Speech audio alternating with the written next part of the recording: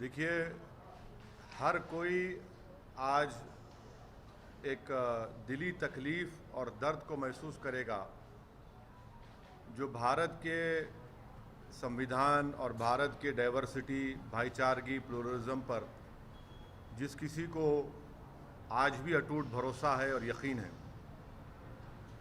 आज का ये फैसला सीबीआई कोर्ट का भारत की अदालत की तारीख का एक काला दिन है।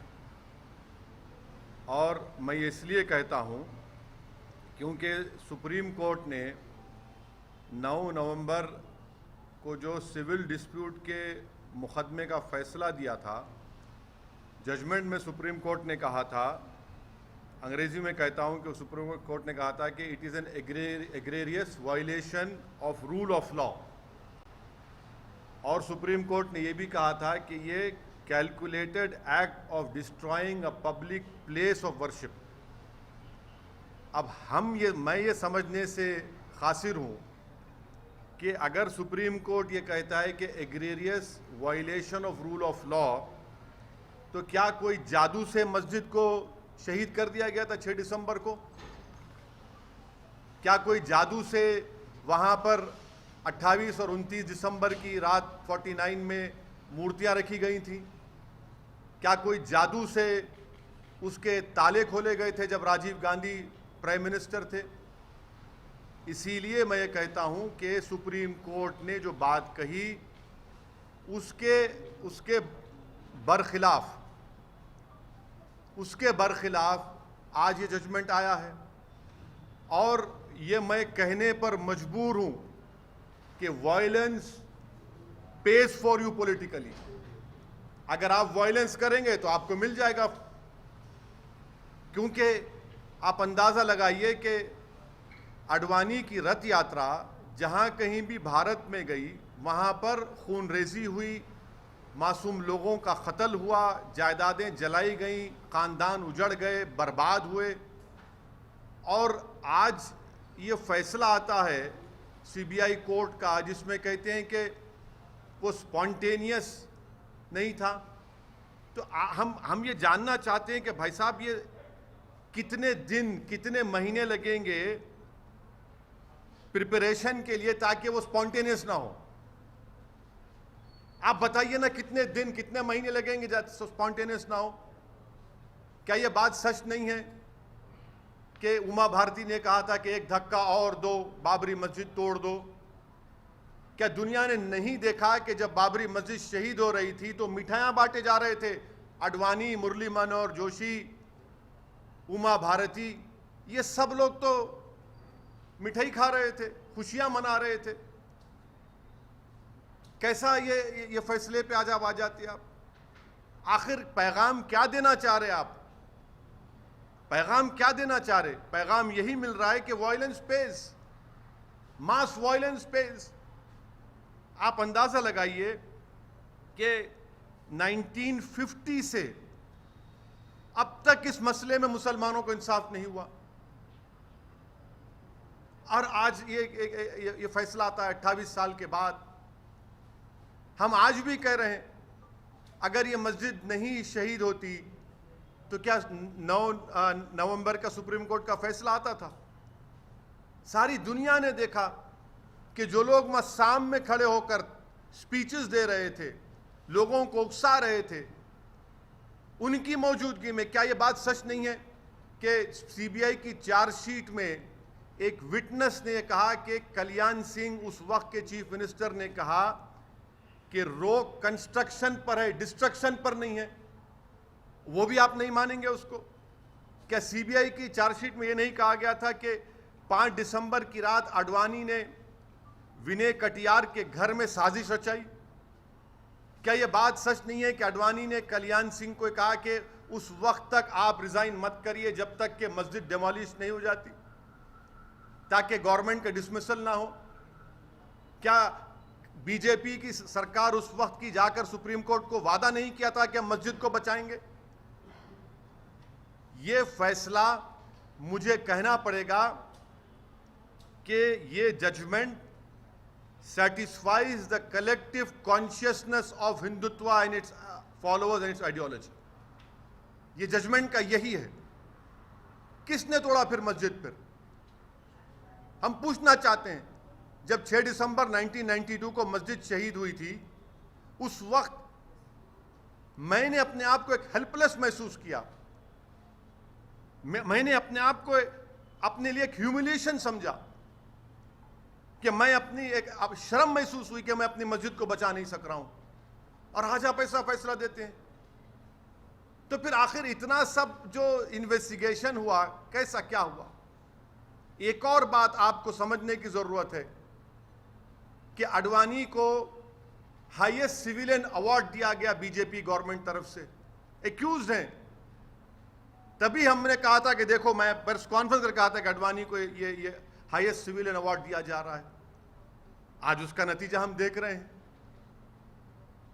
उमा भारती, अच्छा आप एक और आदमी का नाम ले लीजिए, हिंदुस्तान टाइम्स में आया कि भगवान गोयल कोर्ट के बाहर कह रहा है, कोर्ट के बाहर फैसला देने से पहले कोर्ट के बाहर कह रहा है कि हाँ, मैं एडमिट करता हूं कि मैंने डेमोलिशन में हिस्सा लिया। वो बीजेपी में उस वक्त का नॉर्थ इंडिया का शिवसेना का चीफ था, कोर्ट के बाहर कह रहा है, और कोर्ट में जाकर कोर्ट बरी कर देता है लोगों को।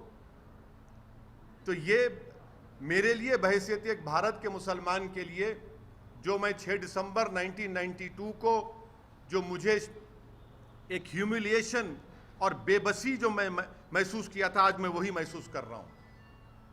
इंसाफ नहीं हुआ इस मसले में, इंसाफ नहीं हुआ इस मसले में।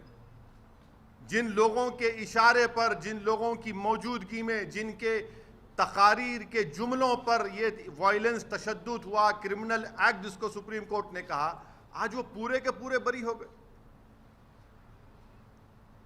अब मुझे ये नहीं मालूम कि सीबीआई अपनी इंडिपेंडेंस को बरकरार रखने के लिए अपील करेगा या नहीं करेगा, और मुझे ये भी नहीं मालूम कि अगर अपील करेंगे तो कितना टाइम लगेगा अपील की सुनवाई के लिए। मगर अपील करना चाहिए। ये नाइंसाफी पर मबनी है, बिल्कुल नाइंसाफी पर मबनी है। इसको कोई भी सही सोचने वाला भारत का शहरी इसको सवाल करेगा कि भाई ये क्या इंसाफ हो रहा है, क्या ये इंसाफ हुआ? हरगिज़ इंसाफ नहीं हुआ। सारी दुनिया जानती है, सब जानते हैं कि बीजेपी, आरएसएस, विश्व हिंदू परिषद, शिवसेना, इन तमाम की मौजूदगी में और साथ ही साथ कांग्रेस पार्टी, इसकी जड़ कांग्रेस पार्टी है। इनकी हुकूमत में मूर्तियां रखी गई, इन्हीं की हुकूमत में राजीव गांधी ने ताले खुलवाए, शिलान्यास किया। इन्हीं की हुकूमत थी कांग्रेस की जब मस्जिद शहीद हुई, और आज ये फैसला आता है। इसीलिए मैं मानता हूं कि ये हमारी भारत की अदालत की तारीख का एक काला दिन है। सर, ये भी आप हमेशा कानून को मानते हैं, हमेशा कोर्ट जो है, कोर्ट में सुप्रीम होते हैं, उसकी बहुत इज्जत करते हैं, लेकिन जैसे नतीजा ऐसा अगेंस्ट में आता है तो आप कोर्ट को भी ये कर देते हैं, क्यों सर? नहीं, कोर्ट, देखिए, सुप्रीम कोर्ट का फैसला आखिरी होता है। ये तो फैसला आखिरी नहीं ना, और कोर्ट के फैसले को नहीं के खिलाफ या उससे डिसएग्री करना कोई कंटेम्प्ट नहीं है। मैं तो आपको ये तमाम दलाइल दे रहा हूं, ये तमाम दलाइल दे रहा हूं। क्या? वही तो हम कह रहे हैं ना, ये देख के कैसा फैसला दिया आप, वही तो हम पूछ रहे हैं। वही तो हम कह रहे हैं कि आप ही की चार्जशीट में आप ये लिख रहे हैं कि कल्याण सिंह ने कहा कि रोक कंस्ट्रक्शन पर है, डिस्ट्रक्शन पर नहीं है। उमा भारती ने कहा कि एक धक्का और दो। आडवाणी को, मुरली मनोहर जोशी को, उमा भारती को, बाल ठाकरे को, राजीव गांधी को शोहरत कैसे मिली पॉलिटिक्स में भारत में? इसी वजह से मिली ना। इनको पॉलिटिक्स में अगर शोहरत मिली, सत्ता मिली, कैसे मिली? इसी वजह से तो मिली कि आपने हमारी मस्जिद के ताले खुलवाए, मूर्तियां रखी और हमारी मस्जिद को शहीद किया आपने। इसीलिए तो आप होम मिनिस्टर बन गए, इसीलिए तो आप गंगा की सफाई के मिनिस्टर बन गए, इसीलिए तो आप एचआरडी के मिनिस्टर बन गए, इसीलिए तो आप कल्याण सिंह गवर्नर बने। भाई, आपने मुझे खत्म करके मेरी बर्बादी के ऊपर आपने अपना सियासी महल तामीर किया, और आज आपको क्लीन चिट दिया जा रहा है। आज आपको क्लीन चिट दिया जा रहा है। यह अफसोसनाक बात है। तो आगे क्या करने का विचार है सर? आगे अब यह देखना है कि सीबीआई अपनी इंडिपेंडेंस को बरकरार रखने के लिए अपील करेगी या नहीं करेगी। और अगर सीबीआई नहीं करती तो मैं मुस्लिम पर्सनल लॉ बोर्ड के जिम्मेदारों से अपील करूंगा कि वो इसके खिलाफ अपील करे। फैसला आता है और लॉ मिनिस्टर अडवाणी के घर को पहुंच जाते हैं। आप बताइए क्या पैगाम दे रहे हैं आप उन लोगों को जो भारत की खूबसूरती को मानते हैं, इंसाफ को मानते हैं। क्या पैगाम दे रहे हैं उन मीडिया के लोगों को जिन्होंने अपनी जानों को खतरे में डालकर कोर्ट में जाकर बयान दिया, उन पुलिस के ओहदेदारों पर जो अडवाणी के सिक्योरिटी में थे। उन्होंने कहा कि हां ये तमाम प्री प्लान था। क्या कोई जादू हुआ था क्या उस दिन? फिर किसने किया मेरी मस्जिद को शहीद? बताइए ना आप। मैं जानना चाहता हूं मेरी मस्जिद को शहीद किसने किया? फिर अगर मुरली मनोहर जोशी, अडवाणी, कल्याण सिंह, बाल ठाकरे, ये 32 एक्यूज, विनय कटियार, जिसमें नरसिम्हा राव भी शामिल है, कांग्रेस पार्टी, राजीव गांधी, इनकी हुकूमत शामिल, किसने किया? फिर बताइए ना। इंसाफ होगा या नहीं होगा हमको बताइए आप। या इसी तरह हम अपने आंसू बहाते रहें? जमहूरियत को मजबूत करना जरूरी है, इंसाफ को मजबूत करना जरूरी है, मगर यह फैसला आता है। आचार्य धर्मेंद्र दास ये कहते हैं कि ये अभी तो जानकी है, काशी मथुरा बाकी है, जहां जहां इस तरह के दाग है उनको जल्द हटाया जाएगा। आप क्या कहेंगे सर इसमें? मैं क्या कह सकता हूं सर, आप अपने टीवी प्रोग्राम पर बोलिए कि रात में 9 बजे एक प्रोग्राम कर लो, इनके बयान पर कर लो ना। आप तो वो भी नहीं करना चाहते, करिए ना।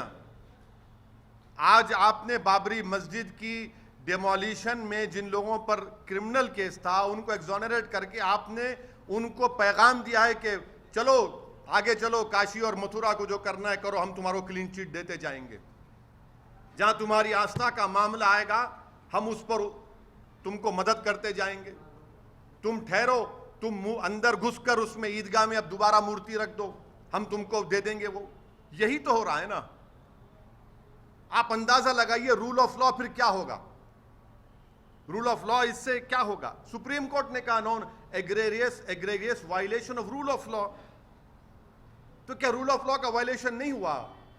सुप्रीम कोर्ट ने कहा calculated act of destroying a public place of worship, और आप कहते हैं कि स्पॉन्टेनिटी नहीं थी। फिर क्या होगा?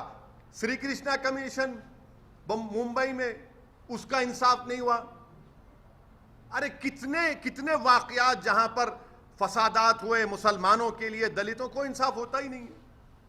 और आजकल आज शाम से आप सुनेंगे कि ये जो बड़े बड़े ज्ञानी लोग हैं, लुक अहेड, भूल जाइए, आगे बढ़िए। अरे आगे कैसे बढ़ेंगे हम? आगे कैसे बढ़ेंगे? सारी दुनिया की आंखों के सामने 6 दिसंबर को मस्जिद को शहीद किया गया, डेमोलिशन किया गया। मैं भूल जाऊं? क्या क्या भूलूं? बताओ मेरे से आप। कितने मेरे बर्बादी के दास्ताने फसाने तुम्हारे सामने रखूं ताकि तुम्हारे इस कलेजे में जो अगर दिल है तो उसको धड़कन हो, उसको तुम मेरी तकलीफ को महसूस कर सको। क्या पैगाम दे रहे हैं आप इस फैसले से?